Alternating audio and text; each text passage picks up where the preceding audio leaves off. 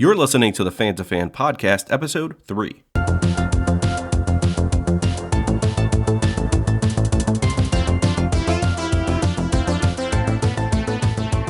This is your host, Bernie Gonzalez, and I am here with my friend, my boy, Andre Walker. What's up, B? Dearly beloved, we are gathered here today to celebrate this thing called life.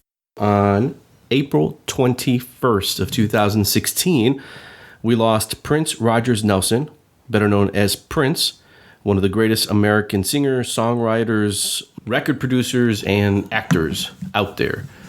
As fans of Prince, we thought it would only be fitting to spend a little time and talk about our memories and his impact on our lives. Dre, your thoughts? Prince, as you said, was one of the greatest American musicians of our time. He was unique. He was creative. He was one of a kind. He was inspirational. One of the things that Prince was able to do better than most anybody in the world was he's able to combine different genres of music. He took rock, R&B, punk, funk, and he merged it together to get his own sound, which is indistinguishable between anybody else's out there. It's the reason why he's one of the most influential artists of our time today, because nobody is making music quite the same way that Prince did or does. One of the best things about him was his ability to cross barriers as far as the genre of music and his appeal. I mean, there's so many different people out there who I speak to who grew up listening to Prince that it was a really sad time to hear that he passed, and it really hit me hard because his height of his popularity was in the 80s, and I'm sort of an 80s baby. I grew up in the 80s. I love everything 80s, and I remember watching MTV and watching Prince music videos and music awards. I mean, I would watch music awards just to see Prince perform. Nobody performed like Prince. He was one of the all-time greatest performers out there. I never got to see him play in concert, but anybody who did tell him it was like an experience that you would never forget. He was a showman like nobody else could ever imagine, and it's a sad day to lose somebody like that. Did you listen to Prince music when you were growing up? All day. Yeah, I listened to Prince music all the time. I didn't listen to any of his earlier stuff, like in the 70s. I know he produced albums in the 70s. I really started catching on to Prince in the 80s and with the hit album Purple Rain. Purple Rain, to me, was one of the greatest albums ever created. So many hit songs off of that album. It captured the imagination of so many people. When it came out, nobody ever heard anything, that mixture of rock and R&B. Nobody had ever heard somebody use a guitar like that since Jimi Hendrix. I mean, I had people who would listen to it who never would listen to like rock music before, would listen to Prince and hear him play guitar riffs like Let's Go Crazy. I mean, Let's Go Crazy is a straight up rock song, but listening to it in the west side of Chicago, people had no problem listening to it. It was awesome. So, plus, and then to coincide with that, he also released the movie Purple Rain, which I think it was the first time anybody had a number one hit movie, and he had a number one hit song, an album at the same time. Was the movie released much after the album? I'm not sure with the release time of the movie and the album. I remember, best of my memory, they were released simultaneously because I heard the music and I saw the movie came out, and I wanted to see the movie because I love almost every single song on the album. Did you see the movie in theaters? Funny story. I've only in my life been to a drive-in one time. The only time I've ever been to a drive-in was to see Purple Rain. My aunt snuck me, my sister, and my brother in the back of a station wagon. They hid us in the back, because that was the thing back in the day, that you would drive in and you would sneak other people in the back of a car to see the movie. And we snuck in the movie and we saw Best Defense with Eddie Murphy and Dudley Moore. But we really went to go see Purple Rain. And I saw Purple Rain in the theaters, in the drive-in. And at the time, it blew me away. I mean, I was a kid. I'd never been to a drive-in before. Here I am seeing Prince sing all his best songs, Darling Nikki, Purple Rain, When Doves Cry. And it was great. I to this day, it's probably, I'm not a big musical person. And I wouldn't say that Purple Rain is a musical per se. But for me, it's one of my all-time favorite musicals, in my opinion. So any kind of movie that has a lot of music in it, I consider it a musical, even though it's no song or dance. But for me, it was one of my favorite movies, and one of my favorite memories of the '80s was that trip. And because me and my sister, we talked about the movie all the way on the drive all the way back home, how great it was, and how much we were even bigger fans of Prince. So we were talking about this earlier, and I didn't know about the reason he changed his name from Prince to the symbol, the artist formerly known as Prince. Yeah, he had a huge falling out with Warner Brothers. Warner Brothers was basically controlled him and his music and the distribution and the amount that he was percentage of the money he was getting back for the music. And Prince felt that he used to create. Prince. One of the things that's unique about Prince is that he does everything on his album. If you ever look on the back of a Prince album, you see that he is the artist, the guitarist, cymbals, background music, foreground music, piano. Prince is one of the few artists in this country who can play every single instrument, and he can play it well. And didn't he start doing it from an early age? Because I read something where he was writing his own music at 7, and then he started learning how to play just about every single instrument on the stage, like right after that. Yeah, he was that was his thing. He loved music. He lived for music. Music was in his life. Music was in the soul. He learned how to play every single instrument because he was that much into music and that much of a perfectionist. He wanted to know every single instrument, but he didn't just want to know how to play it. Anybody can figure out how to play a piano and guitar. He wanted to master it, and that's what he did. He mastered every single musical instrument out there, and he changed the way music is. He changed the way music is heard and the way music is played for generations. But since he was doing all the work, he figured that he should get a bigger lion's share of the money for that. So he had a huge protest with Warner Brothers Studios at the time, and that's when he changed his name to the symbol. Because from what I gathered, the studio owned all the rights to everything from Prince Rogers Nelson. So he changed his name to a unspeakable symbol. So it sort of was some kind of legal loophole to get him out of this. And it also was his way of protesting the way artists are treated. And he kept this fight up, and he actually, from what I remember, I think he actually won his battle, and Warner Brothers and them severed their ties, and Prince took control of his own production of his music, his own releases of music. And if you look at, he was one of the pioneers of that. If you look at the way that music is today with the internet and with the battle that, I remember the battle that Metallica had with, what was that upstart company with the guy, Napster, with yes. The original, when Metallica was having that fight with Napster, and the way the music is distributed and who publishes and who gets the royalties for that.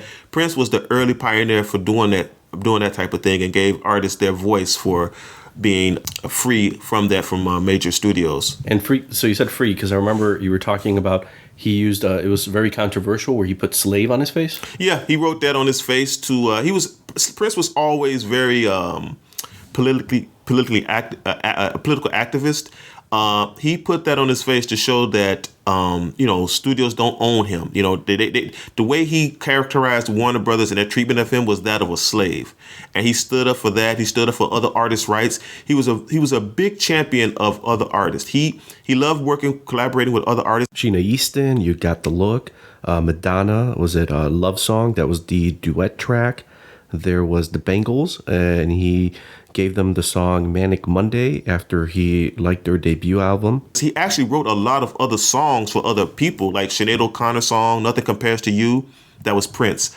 There was a couple other songs that you would never know that Prince wrote, that none other popular songs that you heard that you would never know that Prince actually wrote those songs. So he was somebody who supported artists, but he also supported the freedom of expression. He also supported freedom from corporate sponsorship. He wasn't somebody who didn't believe, who believed and separated his creativity from the people who tried to make money off of their creativity. So that was the story why he put the slave on his face to protest against them and to get other artists to rise up and say that you don't have to be a slave to the corporate system. You can be your own individual person. You can run your own business. You can be your own man. If you create it, you should get most of the profits and revenue and success from it, not some person who sits behind a desk. So he's always been, he's spoken up against with Black Lives Matters. Recently, he spoke out against that. He's been a person who's really put himself out there where it's not very popular and not very smart as far as a business thing, because he could lose half his audience. But that's the type of person he was, and that's the type of person that he ultimately became. When I think of Prince, outside of his music, Purple Rain, I can't help, as a comics fan, thinking of his contribution to Batman. Yeah. I remember as a kid when the Batman movie was getting formed and they started talking about it, me and my father grew up, he's a big Batman fan growing up, but he never was a big fan of the Adam West. The campiness of it. The campiness of the Adam West movie, it really turned him off on Batman, even though he was a fan of it. And when he heard they were doing a movie and there early rumors that Bill Murray was being considered for the role, he kind of was like, oh, here we go again, another one of these Adam West movies. And then they signed Michael Keaton, and he was like, oh, God, Beetlejuice. He wasn't a big fan of, even though he liked Beetlejuice, he wasn't a fan of him playing Batman. But then when they got... Mr. Mom is Batman? Yeah. Exactly. And when they got Jack Nicholson, my father's a really big fan of Jack Nicholson. It, like everybody else who at that time who heard that Jack Nicholson was going to play the Joker, it brought a level of like, wow, okay, they may be taking this serious if you get Jack Nicholson to play the Joker. And the more casting people that you heard, the more you get impressed with maybe this might be something good. The final, like, not nail in the coffin, but one of the bigger things that they announced, that Prince was going to do the entire soundtrack for the movie, which I don't know if at that time, I don't think that was ever heard of, that one person would do. Usually when they do a soundtrack, they take multiple artists to do songs of it. They usually don't give it to one entire person to do the entire soundtrack. And the fact that they brought in Prince not just to do a song, 2 songs, a ballad, but they brought him in to do everything. Yeah, he did the entire soundtrack of the movie. And that, if you watch, if anybody who's a fan of that 89 Batman movie, there are cues and songs in that movie that you hear when the song Trust, when you hear that song with Jack Nicholson at the end of the movie, you love that song. Trust. Hubba, hubba, hubba. Who do you hubba, hubba, hubba, money, money, money, who do you trust? And then the Party Man, when the Joker goes to the museum and is knocking over the museum and everything. And I remember way before there was a YouTube where if you wanted to watch a music video, if you want to see a video, you had to watch MTV. When they were playing music videos. When they were playing music videos. Which is a bad joke because it keeps going on and on because people are like, oh, remember when MTV used to play music videos? But it's true. There was a time. Yeah, back in the day when MTV only played music videos and you wanted to see a music video, you would have to sit and watch said TV all day until they played your video. And I was a huge Batman fan and I was excited about the movie. So I would watch MTV all day to see Prince's Bat Dance, where he did the main theme Batman song for the movie. And it was awesome. It was great. It really got me psyched up to see the movie. It had 8 clips of the movie in it. And it was just great. His music, along with Tim Burton's directing and style and Michael Keaton's presence and Jack Nicholson's presence, they all meshed together to make that movie even more iconic today than it was when it first came out. Batman is such a, it's like, it's such a big icon. And then when you add another icon like Prince. I mean, you can't get all those people, creative people together and collaborate on a project. And then when a movie sticks around for so long, you wonder why it's stuck around so long. You get all those aspects as far as directing, acting, and music. I mean, that is definitely one of the reasons why that movie is timeless to me. I mean, I know that some people may complain about it, or some people may downplay it because of new movies like Ben Affleck's Batman or Chris Nolan's Batman. But to me, that movie is still timeless to me. Every time I watch it, I feel like I'm that little kid who went to the theater and saw it like right after school. I remember the last day of school, I went to go get my report card from school, and me and my cousin and my brother, we went straight up downtown to the theater, and we just made a beeline down there to see the movie. And everything about the movie just popped. Everything. Jack Nicholson, Michael Keaton, Kim Basinger, and that Batman song. The score by Oingo Boingo, I forget his name. Danny Elfman. Danny Elfman's score, along with Prince's soundtrack, all together made that movie as iconic as it was, and just shows that how talented Prince was. And it's disappointing. I wish he would have did more movies like that, because I would have liked to see Prince score some other movies, because that Batman score was so iconic. But what we got still was something that was really great. February 4th, 2007, Bears, Colts, Super Bowl. Who's in the halftime performance? Probably the greatest halftime performance in Super Bowl history. Everybody always talks about the halftime show that Prince gave. The halftime shows to that point had been okay. They have been good. They have been interesting. But the 2007 one with Prince was iconic, especially when it started to actually rain while he's playing Purple Rain. That was the moment that everybody just stopped and dropped and was in awe of listening to Prince just command the stage in the rain, playing Purple Rain. It's an iconic moment that I remember and I don't forget. I've never been to a Prince concert, but that was the closest thing for me to being at a Prince concert. There have been quite a number of different stories where they've talked about Prince now and that performance at the Super Bowl. The Colts were already up 23-0 before halftime. Mm-hmm. So being Chicago Bears fans like we are, mm-hmm. it was already bad enough that the Tribune the next day called it the tropical depression because mm-hmm. it was such a bad, depressing loss. You never thought that Grossman was going to bring him back in the game. Anyway, mm-hmm. we could do an entire episode just about that loss. Oh, I don't even talk but maybe we shouldn't do. No, that's why I didn't even bring. I brought up the halftime show because that was the best thing about the memory. Well, but the 15 minutes, yes, 15 minutes between mm-hmm. the second and third quarter of Prince's performance.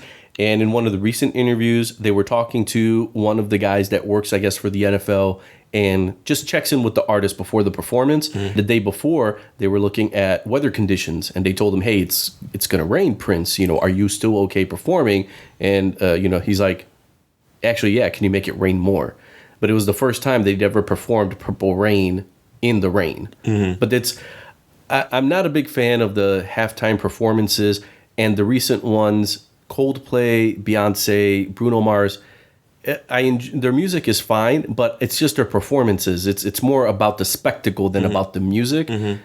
Prince's performance in 2007, that was one of the last times where I just thought, this is a legendary artist, a real performer, performing at the Super Bowl. And that's the key thing that you said there. That's the thing that I talked about with friends and family is that hearing about Prince passing away, it brought sadness to me on two aspects. One sadness, it was that somebody who I grew up and admired and loved and was part of my childhood is gone now. And it just makes me really sad to, personally, just to see where I'm at in my life and to see where I used to be and just bring back all those great memories. But it's another sad thing to think that the new generation, there's no Prince now. There is no Prince. You know what I mean? There is nobody now who's changing the game. There is nobody out there who's that creative. I say there are branded artists. Yes. And we were kind of talking about that earlier today, actually, where the idea that there's not so much the image. Mm-hmm. It's a production. Yes. And everything about it, almost down to the music. Yeah. Where you have someone like Prince that was very vibrant, mm-hmm. very creative, very unique.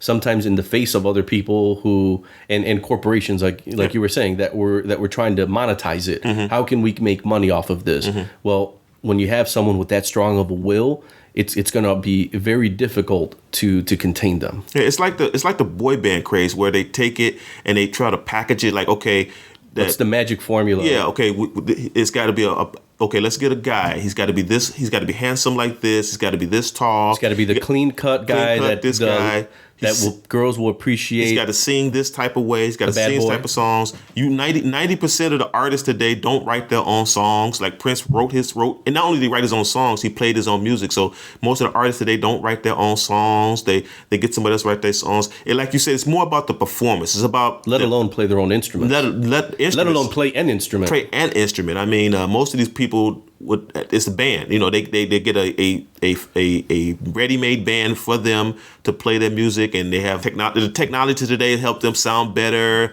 I mean, songs. And another thing too is that with Prince, not only is there nobody here like him now that can match what he does, they don't make music that lasts the course of time. You know what I mean? Prince's music is timeless.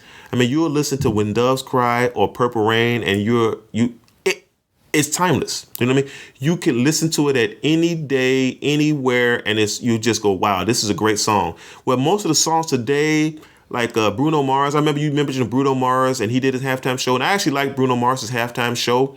And I love his song Uptown Funk, which is a really cool song. It's a great song. But are you going to be talking about Uptown Funk 5 years from now? No, you'll be talking about James Brown that inspired it. Yeah, which is not bad. But no, I got no problem with that because Prince has said that his inspirations from James Brown along with Michael Jackson. But that's the timelessness of it, where he took something and he looked back on it and he made it his own. Yeah, and that's the thing. Prince made his own, where most of the artists today are just canning their music and trying to tailor it to an audience that may or may not like it 5 years from now. You know what I mean? Taylor Swift is, she's a great artist, but is anybody going to remember Taylor Swift 10 years from now as this great, groundbreaking, changing artist? I don't think so. I mean, I love Beyonce music too, and she's probably the most popular, most talented person out there today.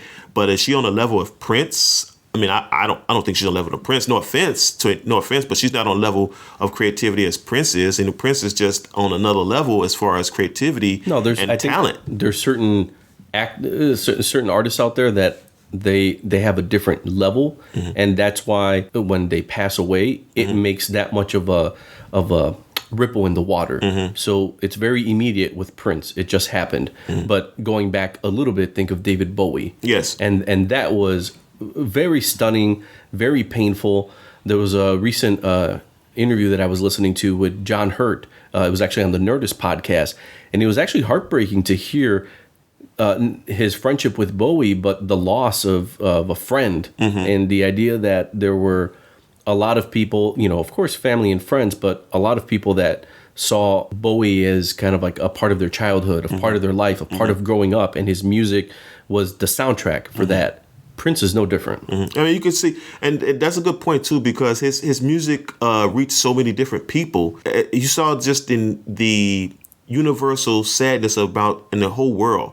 I mean, we saw like they had Niagara Falls go purple. They had the Eiffel Tower light up in purple. We were just driving today on the expressway. We were just driving today, and we saw a giant billboard out of nowhere. They had the Prince logo on it because of Prince's death. Here in Chicago, London, the Minnesota Twins, they took their stadium and made it all purple. And he was from Minnesota, but I mean, it's a global recognition of the impact that he made. So that his death meant so much. That his life meant so much to people that when he passed away, it really touched everybody across the world. And there's very few entertainers, actors, musicians today that you can say that had that kind of effect and will have that kind of effect on people. A lot of those, there are some talented people out there today, but not a lot of them in the league that you can put with Prince. No, they're in the newscast as they were talking about the passing of Prince, and they were reporting it on the evening of the day that he passed away. A lot of different newscasts were also reporting how groups of people were getting together and having like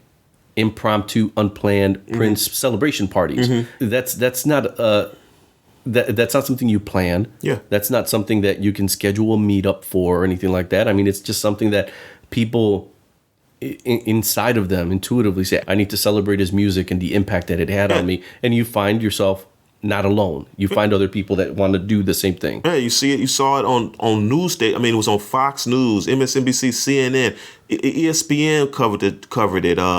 You saw like whatever channel you would turn to, people were talking about Prince. Mark Cuban said, "The heck with this. He's going to have all Prince playing at his stadium."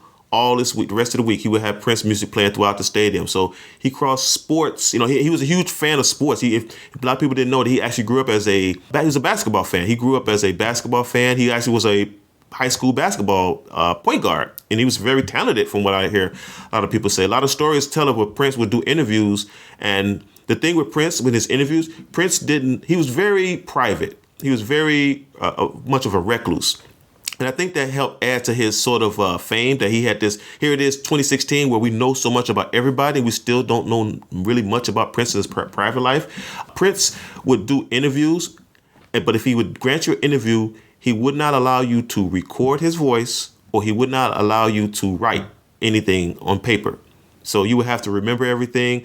And when he would bring the people in, one of the ways he would do some of his interviews, that he would play basketball with them. A lot of people, I saw a lot of interviews on news where people would come up and he would take them to a basketball court that he had in his residence, and he would go around shoot basketball with them because he loves sports. And he was very supportive of all sports teams. He was one of the guys who supported the Minnesota women's basketball team. He was out there supporting the Minnesota Twins. He would support the T-Wolves. He was a big friend with Kevin Garnett when Kevin Garnett was a T-Wolf back in the day, and he supported that franchise. And when they were expansion team coming in there, he was really excited about having a basketball team in Minnesota. He was always at like Vikings games. He was a really big sports fanatic. The sports world embraced him as he embraced the sports world. So it's a great collaboration from two icons of industry of music and sports to show how Prince was able to cross over. It's funny that you said recluse, because one of the other things I always remember with Prince, outside of Batman, is the evening with Kevin Smith. Yeah. Where Kevin Smith went and he talked about how Prince asked him to do a documentary. It was a documentary, and it turned out to be something else completely. Mm-hmm. But that insight into Prince and Kevin Smith being a fan of his music too, and just geeking out about being able to go to Paisley Park and kind of do all of this as a filmmaker, as a documentarian, but essentially going to hang out with Prince. One of the most famous Prince stories ever told was the Charlie Murphy story from Dave Chappelle, where he played one-on-one basketball with Prince, who doesn't game blouses and pancake, and he actually embraced that. And it's a picture out there on the internet. You can Google it, where it's a picture of him holding some pancakes, because after they played basketball and he kicked the crap out of Charlie Murphy and his boy, they went in the house and ate pancakes. And Prince embraced the story. He had fun with the Dave Chappelle show, and for him to take a picture with him with some stack of pancakes shows how much he had a funny side to him. He had a lighter side to him. It wasn't so much a man of mystery. He just was a very private person and very shy when it comes to public media. But when people who know him best said that he was a very caring person, very giving. He helped a lot of artists. He discovered Carmen Electra. I don't know a lot of people. He discovered Carmen Electra, helped her career flourish. So he was a great entertainer, a great celebrity, a great talent, and one of a kind. Definitely a one of a kind person that is going to be sorely missed, especially by me. Life is just a party, and parties weren't meant to last, to quote Prince. This is what happens when doves cry.